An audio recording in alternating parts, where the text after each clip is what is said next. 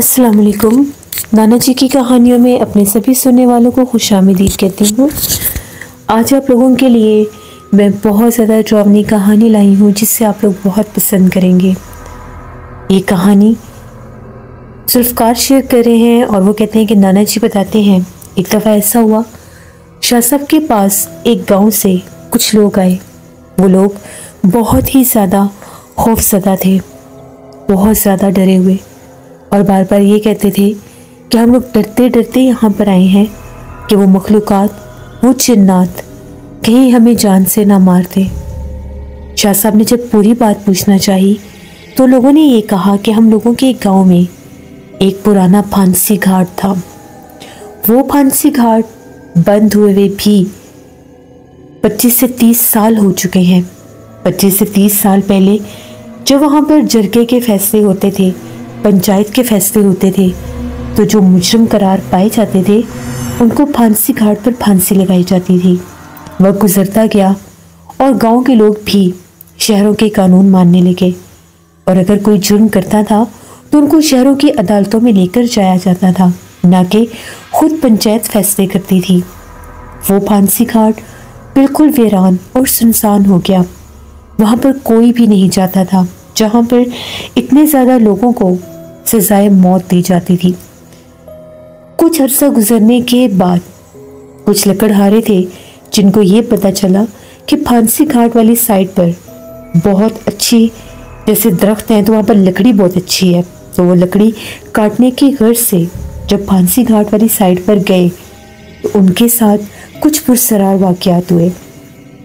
एक लकड़हारे ने फांसी घाट के बिल्कुल पास से ही एक दरख्त को काटा। उसका ये कहना था कि वहाँ पर बहुत से दरख्त बंजर, बियाबान और बिल्कुल जल चुके हैं। उनके ऊपर जिंदगी नाम की कोई चीज़ नहीं है। जिस जगह पर इंसान को सजाए मौत दी जाती है उसके आसपास जो पौधे और सब्ज़ा होता है वो भी जल जाता है। जिससे इंसान की जान जाना इतनी बड़ी बात होती है, लेकिन वो ये नहीं जानता था कि वो किस चीज़ की अलामत और निशानी है। वो दरख्त काट कर तो ले आया, उसके बाद अगले दिन ही उस लकड़हारे की टांगे बाकायदा तौर पर किसी अनदिखे वजूद ने मार मार कर तोड़ दी। जब वो रात को सोया हुआ था तो वो ये कहता है कि काले लिबास में बाकायदा कुछ लोग आए। वो बहुत कदावर थे, जिनमें आदमी और औरतें थीं। उनके चेहरे इतने भयानक थे जिस तरह से जानवरों के चेहरे होते हैं। मैंने बस उनको अपने सामने, अपने आसपास ज़रूर देखा। उसके बाद वो मुझे बहुत मारने लगे। मैं बहुत ज़्यादा चिल्ला रहा था, चीखों पुकार कर रहा था, लेकिन मेरी चीखें कोई सुन ही नहीं रहा था। मेरे आसपास मेरे सभी घर वाले सोए हुए थे, लेकिन कोई भी ना तो मुझे बचा रहा था, ना ही मेरे करीब आ रहा था। उन्होंने मुझे बहुत मारा, इतना मारा कि मैं उठने के काबिल भी नहीं रहा। जब सुबह उसके घर वाले जागे तो वो दर्द से करा रहा था। उसकी बुरी हालत थी, उसके कपड़े फटे हुए थे, जिस्म पर बहुत ज़्यादा मार के निशान थे। घर वालों ने जब उसकी ऐसी हालत देखी तो रोने पीटने लगे और जल्दी से गांव के एक वैद्य को, हकीम साहब को बुलाया गया। जैसे ही हकीम साहब आए, उन्होंने जब उसकी हालत देखी तो उन्होंने ये कहा कि इस पर बहुत सख्त तशद्दुद हुआ है। जब उन्होंने उसकी टांगों को हिलाना जुलाना चाहा तो पता चला उसकी टांगें टूट चुकी हैं। उसने रात वाला सारा माजरा बताया। जिन्नात ने उस लकड़हारे की टांगें तोड़ दी जो वहां से दरख्त काट कर लाया था। उस दिन के बाद से आज 11 दिन हो गए हैं। हम लोगों के गांव में अजीबोगरीब पुरसरार वाक़यात हो रहे हैं। फांसी घाट वाली साइड से खौफनाक चीखों पुकार सुनाई देते हैं, और जो ही रात होती है पूरे गांव में जिस तरह से बहुत ज़्यादा शोर बर्पा हो जाता है। अनदेखे वजूद खौफनाक चीखों पुकार करते गांव की गलियों में भाग रहे हैं। हम लोग बहुत ज़्यादा डर गए हैं। हम लोगों ने बहुत बार दिन के टाइम जाकर उस फांसी घाट से दूर खड़े होकर माफ़ी भी मांगी है। वो लकड़हारा जो है वो बहुत ज़्यादा तकलीफ़ में है। उसकी दोनों टांगें ख़त्म हो चुकी हैं। यहाँ तक कि शहर से भी एक डॉक्टर को लाया गया जिसने ये कहा कि इसकी टांगें टूट चुकी हैं। और टूटने की वजह सिर्फ ये थी कि उस पर तशद्दुद हुआ है, और वो इतना सख्त किस्म का तशद्दुद हुआ है कि उसकी टांगें ठीक नहीं हो सकती। हमारी मदद करें, वरना वो जिन्नात हमारा पूरा गांव जो है उसको निस्तो नाबूद कर देंगे। हर रोज़ कोई ना कोई दरख्त गिरा हुआ होता है, किसी न किसी दरख्त को आग लगी होती है। यहाँ तक कि रात भर जानवर भी बहुत ज़्यादा डरते हैं। हमें डर है अगर यही काम रहा तो ये जिन्नात हमारे गांव को आग ना लगा दें। शाह साहब ने सारी बात सुनी और ये कहा कि फांसी घाट बहुत ज़्यादा आसिफ ज़दा है। वहाँ पर बेतहाशा जिन्नात, भूत प्रेत, चुड़ैलों आफतों के कबीले रहते हैं। अरसा कदीम से वो जगह खाली पड़ी है। तुम लोग तो 20-30 बरस कह रहे हो, वो जगह उससे भी ज़्यादा पुरानी है। वहाँ पर कभी कोई इंसान गया ही नहीं। वहाँ सिर्फ और सिर्फ उन इंसानों को मौत के घाट उतारा जाता था जो वहाँ पर सिर्फ और सिर्फ उन लोगों को मौत के घाट उतारा जाता था जो मुजरिम होते थे, किसी न किसी संगीन जुर्म के वो इस तरह से कसूरवार होते थे कि उनको मौत के घाट उतारा जाता था। उसके बाद वहाँ पर कोई भी नहीं जाता था। वो जगह वीरान और सुनसान रहने की वजह से आसेब ज़दा हो गई। वो अरसे कदीम से खाली जगह है। जब तुम इंसानों ने उस तरफ जाना शुरू किया, वहाँ के जिन्नात जो थे वो हर जगह पर मौजूद थे। अभी तो शुक्र मनाओ कि फांसी घाट के पास नहीं चले गए। वहाँ से तो कुछ ना भी काटते ना भी तोड़ते तो वो जिन्नात तुम लोगों को जानी नुकसान दे देते। वो जिन्नात बहुत जालिम हैं। इनमें चुड़ैलें, आफतें, पिछल पैरियाँ वो भी मौजूद हैं। वो पूरा जंगल, वो फांसी घाट जिन्नात की इमाजगाह है, या ये कह लो कि जिन्नात का पूरा इलाका है। इन जिन्नात को काबू करना इतना आसान नहीं है। बाकायदा वहाँ पर जाकर अमल करना पड़ेगा, जिसके बाद उस जिन्नात के कबीले के सरदार से बातचीत करके माफ़ी मांगनी होगी। तब हो सकता है वो तुम लोगों को माफ़ भी कर दें। वरना ये बात बिल्कुल सच है कि जिन्नात के जो काफिले और कबीले होते हैं, अगर इंसानों के दुश्मन बन जाएं तो वो उनकी बस्तियाँ, उनके घर तक जला देते हैं। वो लोग रोने लगे और मदद मांगने लगे और ये कहने लगे हमारी मदद करें, हमारे छोटे छोटे बच्चे हैं, हम लोग तो घरों से बाहर नहीं निकल पा रहे, बच्चों को घरों में कैद किया हुआ है क्योंकि हर वक्त एक खौफ तारी है। जैसे ही सूरज ढलता है पूरे गांव में सन्नाटा और वीराना छा जाता है और फिर गूंजती है खौफनाक चीखें और ऐसा लगता है कि गलियों में घोड़े भाग रहे हैं। हम लोगों को बहुत डर लगता है। शाह साहब ने कहा कि हमें वहाँ पर खुद जाना पड़ेगा। नाना जी, शाह साहब और उनके कुछ खादिम, उन लोगों के साथ हम सब रवाना होकर उस पुराने गांव में पहुंच गए। गांव खासा बड़ा था और बहुत कदीम और पुराना। वहाँ पर इतने इतने पुराने ज़माने के घर थे जिनको देखकर ये पता लग रहा था कि ये गांव कितना कदीम हो सकता है। मिट्टी के कच्चे मकान और वो पुरानी गलियाँ। वहाँ पर जब हम लोग पहुँचे तो शाह साहब ने सबसे पहले रुख किया उस फांसी घाट का। फांसी घाट जो था वो आबादी से खासा दूर था, बिल्कुल वीरानों में।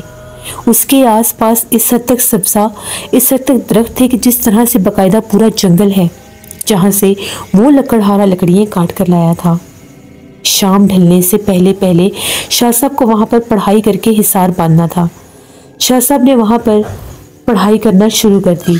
अब शाह साहब उस पूरी जगह के ऊपर हम लोगों को भी हिसार में बिठाया और पढ़ाई करने लगे।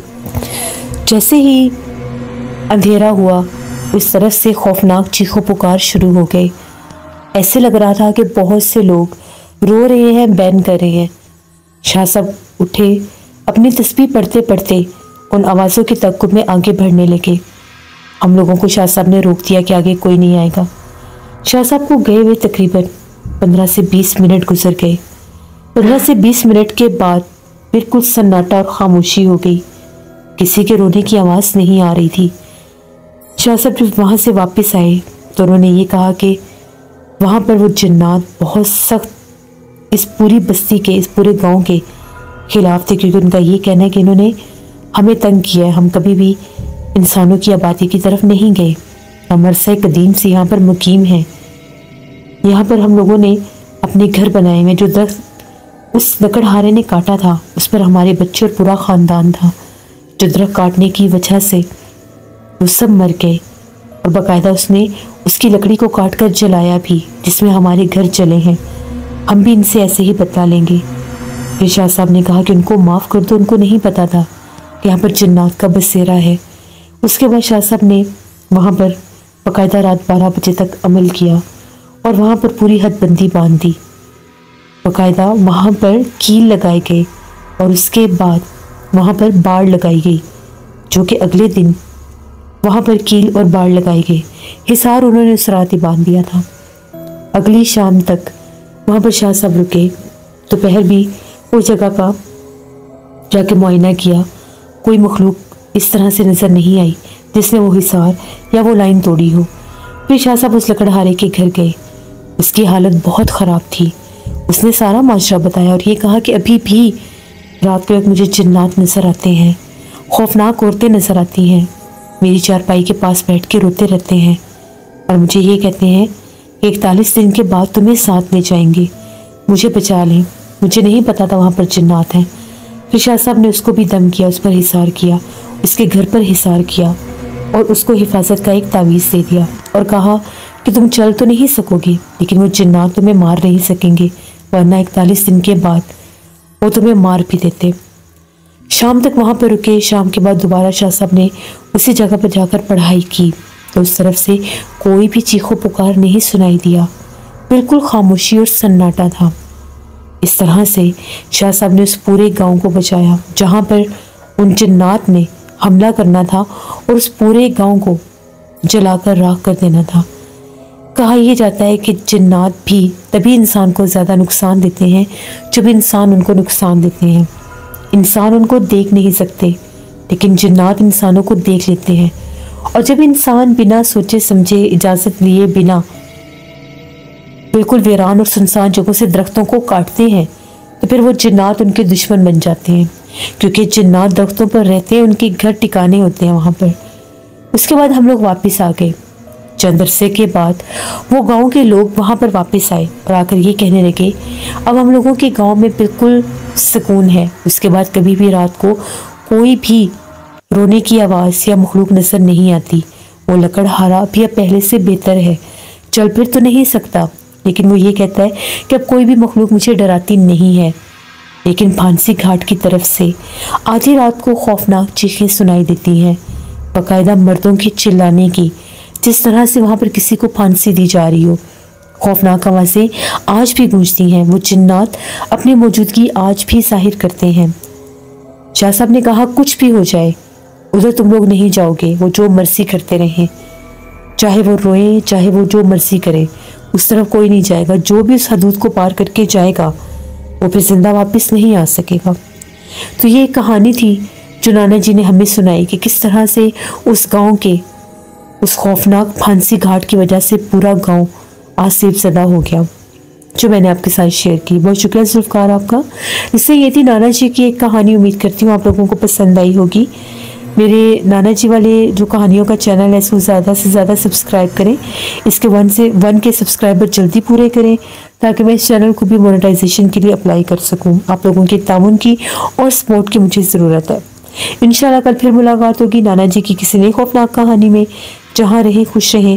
Thank you for listening my stories. Stay tune. अल्लाह हाफिज़।